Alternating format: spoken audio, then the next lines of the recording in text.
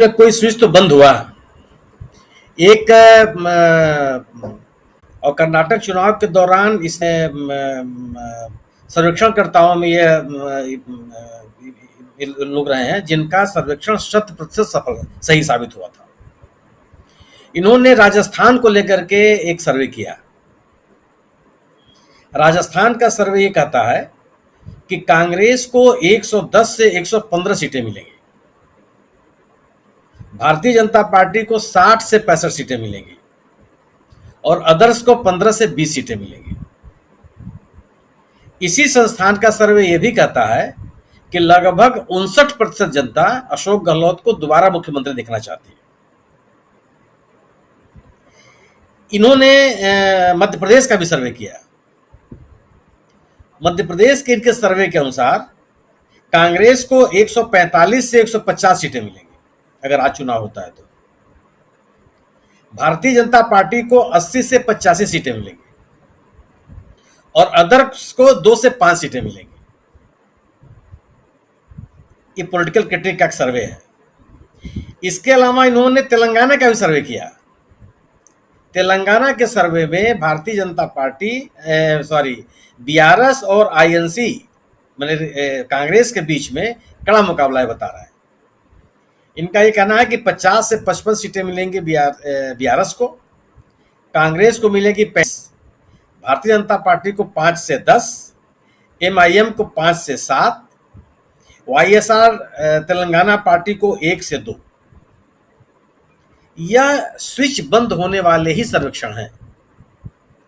जिस संस्थान ने यह सर्वे किया है, यह इसलिए यह मतलब मेरे जैसे व्यक्ति के लिए महत्वपूर्ण है कि कर्नाटक के सर्वे के दौरान इनका सर्वेक्षण बहुत ही सही साबित हुआ था। और भी सर्वेक्षण आए हैं राजस्थान को लेकर के, मध्य प्रदेश को लेकर के, और वो सर्वेक्षण वो हैं जो जिनको हम और आप गोदी मीडिया के नाम से संबोधित करते हैं। लोग उनको गोदी मीडिया के नाम से संबोधित करते हैं।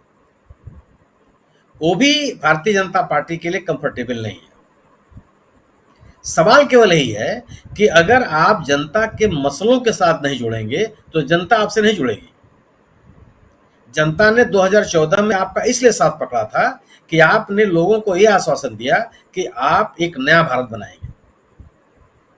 वो भारत कहां चला गया उसका कोई नाम लेने वाला नहीं है। नया भारत बनाने के क्रम में जिन जिन कोशिशें की आपने नोटबंदी की, आप जीएसटी लाए, आप धारा 370 खत्म किए, आपने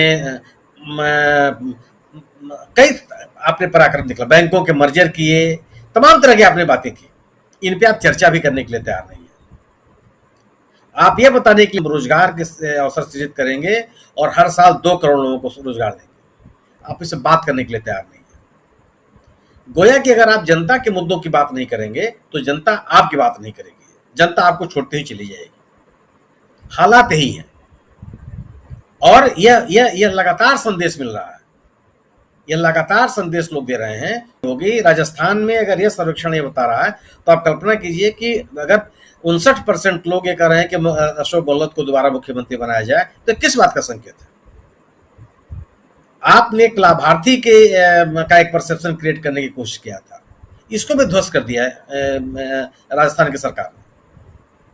और हर मामले में उन्होंने आपको लोगों के साथ जोड़ने की जितनी भी कोशिशें थी, उन कोशिशों से बहुत लंबा रास्ता उन्होंने तय कर लिया। अब केवल आपको इंतजार इस बात का है कि कांग्रेस संगठन के स्तर पे कहां कमजोर हो। आप इस आधार पे लंबी राजनीति नहीं कर सकते। अपने प्रतिद्वंदी के कमजोर होने के इंतजार में अगर आप अपनी ताकत नहीं बटोरते हैं तो आप अपने प्रतिद्वंदी से लड़ नहीं सकते। आपकी अपनी ही ताकत अपने प्रतिद्वंदी से लड़ने की क्षमता आपको देती है और जीतने हारने का फैसला करती है। प्रतिद्वंदी की जो ताकत है भारतीय जनता पार्टी के साथ स्थिति यही है। भारतीय जनता पार्टी के पास केवल और केवल आप विपक्षी दलों की आलोचना करके जनमत हासिल नहीं कर सकते हैं, क्योंकि अगर जो उनकी कमियां थी, विपक्षी दलों की जो कमियां थी, विपक्षी दलों ने जो गलतियां की थी राजनीतिक तौर पर, उसकी सजा लोगों ने दे दिया। वो तो उनके साथ है नहीं, लेकिन उन्होंने आपको विकल्प के रूप में चुना और आप अपनी बात करने के लिए तैयार नहीं है। अगर इस देश का युवा यह कह रहा है कि रोजगार के अवसर मिलने चाहिए, अगर इस देश के आंकड़े कह रहे हैं कि 65 लाख से अधिक लोग नौकरी की उम्मीद छोड़ करके अपने अपने गांव लौट गए हैं। कृषि के क्षेत्र में रोजगार के अवसर कम होते चले जा रहे हैं। बाजार में डिमांड नहीं है, मांग ही नहीं है। लोगों की क्रय क्षमता खत्म करती जा रही है। तो क्या आपका यह आंकड़ा लोगों को संतोष दे देगा कि आप 5वीं अर्थव्यवस्था हो गए हैं? आपके आंकड़े लोगों के जो कष्ट है उसको खत्म कर देगा? कि लोगों के जो कष्ट, अगर उनको चोट लगी है तो उससे मरहम की आवश्यकता है? क्या दवा का विज्ञापन करके उनके चोट को दूर कर देंगे? क्या हम इन दवाओं का उत्पादन करते हैं? वो दवाएं हैं कहाँ? और अगर हमारे पास वो दवा नहीं है तो वो व्यक्ति का जो चोट है वो धीरे धीरे कोड़ जो है खाज में बदल जाएगा, और वो ऐसा दर्द देगा कि हम व्यक्ति को हमेशा याद रहेगा वो किन लापरवाहियों के से इन हालात में हम पहुंचे हैं। भारतीय जनता पार्टी राजनीतिक स्तर पर भी चूक रही है, क्योंकि विपक्ष के द्वारा उठाए गए मसलों का कोई जवाब उसके पास नहीं है। भारतीय जनता पार्टी अगर अपने गवर्नेंस की बात नहीं करती है तो वो राजनीतिक रूप से बहुत पिछड़ रही है। भारतीय जनता पार्टी अगर ये सोचती है कि वह केंद्रीय सत्ता, सरकारी मशीनरी और जांच एजेंसियों के भरोसे अपनी ताकत को बनाए रखेगी तो बहुत मुगालते में है। न इतिहास में कोई कर पाया है, न भविष्य में कोई कर पाएगा। सरकारें लोग अपने जीवन में गुणात्मक परिवर्तन के लिए चुनते हैं, लोगों की शिकायतें सुनने के लिए नहीं चुनते हैं। हमें जानना चाहते हैं कि अगर हमने हम पर भरोसा किया है तो उस भरोसे पर खरा उतरने के लिए आपने क्या क्या किया।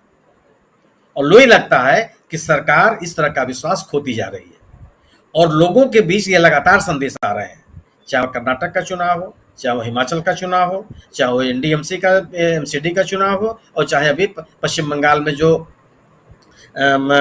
ग्राम पंचायतों और जिला पंचायतों के चुनाव हुए हैं, और या अभी जो राजनीतिक सर्वेक्षण सामने आ रहा है।